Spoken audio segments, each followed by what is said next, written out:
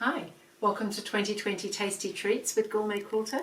We're having a tremendous amount of fun in 2020 with 20 different programs going, or a program of 20 different things maybe.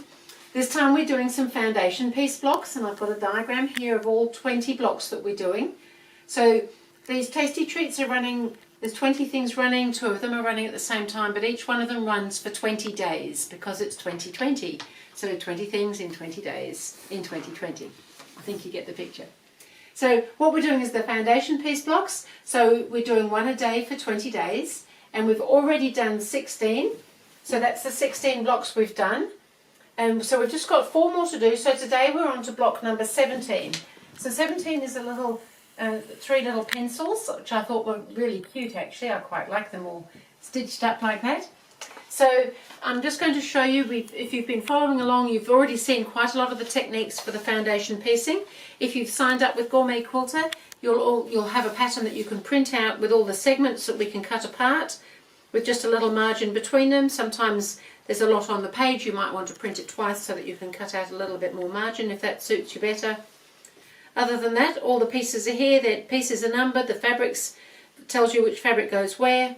So I'm just going to go ahead and show you just a couple of aspects of this block because we've already done quite a lot of the techniques, and even with this nothing is especially hard. Once you get the hang of doing things and we're working back to front and we're stitching and flipping and those sorts of things, it is reasonably straightforward. What the foundation piecing enables us to do is make things with really small pieces, funny angles or just tiny pieces, and they come out looking really nice and accurate. Because what happens when you just cut out regular small pieces of fabric and sew them together, the chances are they're going to distort just a little bit. Not always, but quite often. So I'll go ahead and show you. So the middle section, this pattern piece here, the larger of the actual 3 pencils with 2 colours each per pencil, I've already started it here. So this is my piece here. So what you'll see, you'll see that I've numbered them on the angle like that. So all the higher numbers, the ones sitting in the top row, they're all the background fabric because that's interspersed in between. And then the next one down, the 2, the 5 and the 8, they're all the darker colour. So this darker colour of the pencils, if there's 2 colours, like I've got the dark and the light there, so the dark colour comes on first, then the lighter colour, so then obviously the lower number is going to be the lighter colour. So I've already started putting them on. They're really quite straightforward because it's just strips, but I just wanted to show you that aspect. So you just need to make sure that you're putting them on in that right order. So we're going darker, then the lighter, then background, darker, lighter, etc. So I've got my background in, so I need my darker of my next 2 colours. So this is the darker colour that I'm choosing to use next, and that's going to sit behind there. And you want them to be just a little bit longer than your pattern piece so that you can trim it down afterwards, and you need to know that you can fit it behind where you're going to sew. So again, you can still press, even though it's a straight line, it doesn't matter, the system is the same. You can fold that back on the stitching line and position that so that you know that it's going to sit there because you've cut it wide enough to stitch it and then flip it around. So I'll stitch this one on and just go through that and press it to show you.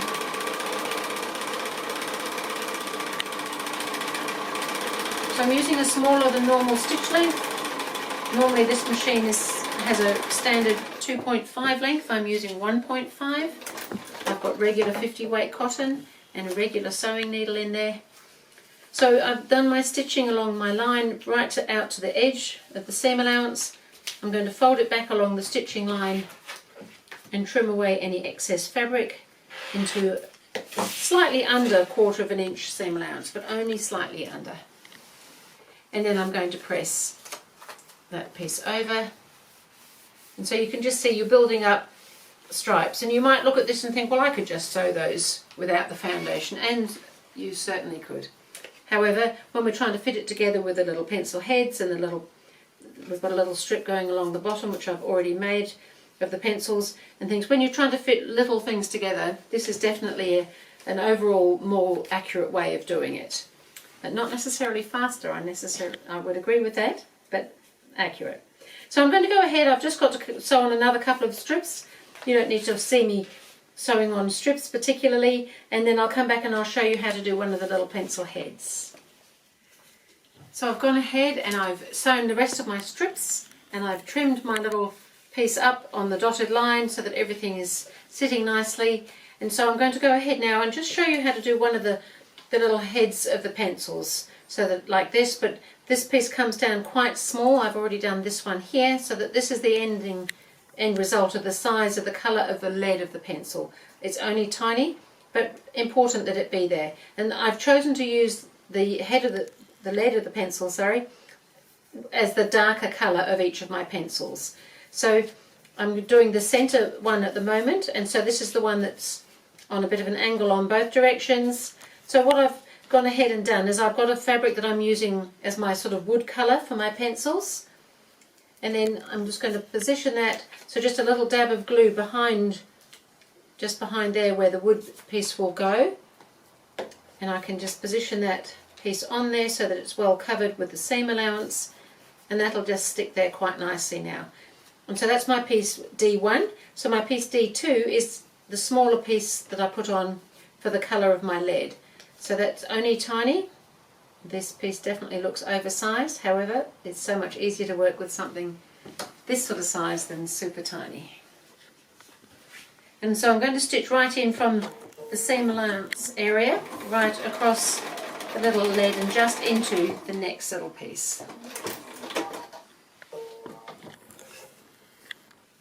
So I'm just going to fold that back along that stitching line now and trim off that excess there to a nice seam allowance amount, and I'm going to press that.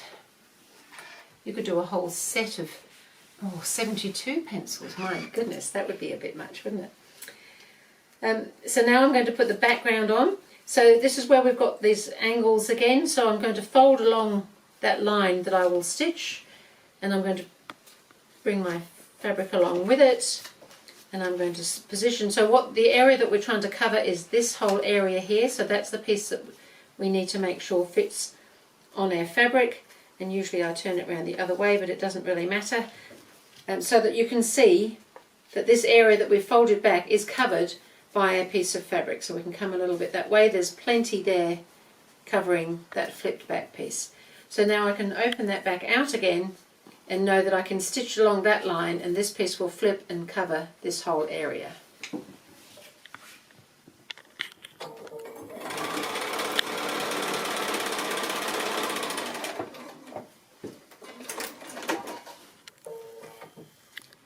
And I'll fold that back along the stitching line. I'll just pull away the bit where I stitched into that area previously.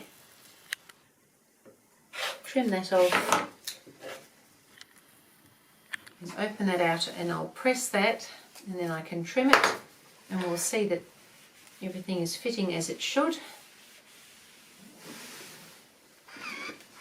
So now I'm going to trim that piece down so that we've got a nice trimmed edge, and it's got the little corners trimmed off on a couple of these corners, so I'll do that as well.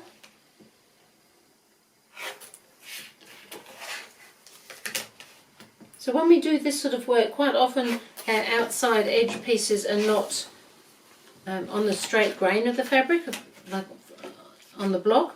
So you just need to allow for that when you're sewing it into other, maybe together with other blocks or other patchwork of some sort, so that you don't stretch the block as you go, because things are not on the straight grain anymore. So that is our pencil piece. So we've got here one on that side, one on that side, and we've got one that goes in the middle, and so of course that will shrink down to this size when I sew them in. And then we've got our pencils here. Now you couldn't think, oh no, I've done my pencils round the wrong way, but it's okay. This piece can be turned round if that's the case, if you've done the leads back to front, because it's a little bit confusing when you're turning things sometimes, but you can get around it by doing it that way. And then there's a piece to go underneath. So this is our block. These are all the segments. There's 5 segments this time. So we just need to join the 3 pencil heads together, and then we can join that to that and that to that. So I'm going to go ahead and join my block together, and then I'll show it to you when it's all finished. So I've gone ahead and sewn my 2 pieces on, and I'm just pressing the seams open now. I think they'll sit flatter because they've both got quite a few little seams in them. And this one here, I did trim away some of the seam paper area so that it wasn't so bulky when I joined that together. So I'll press that one open as well. We can just turn it over, and I think that's looking pretty much like a set of 3 pencils. So there's our pencil block, which I'm pretty pleased with. Just a little thought, when you're putting some of the bits in, these do need to line up reasonably well, and also when you put the little black pieces in down the bottom, it may be helpful. I wouldn't normally recommend pinning everything, but because there's so many little joins, it may be helpful to just pin them so that things line up nicely for you, or they may just go together fine. But just a thought in case things are a little bit tricky just at that point. So that's our block done for today. So that's block number 17, and we'll see you again with block number 18. Thank you. Don't forget to have a look on GourmetQuilter.com. You might find something else that you quite like too. But anyway, we'll see you again with block 18. Thank you.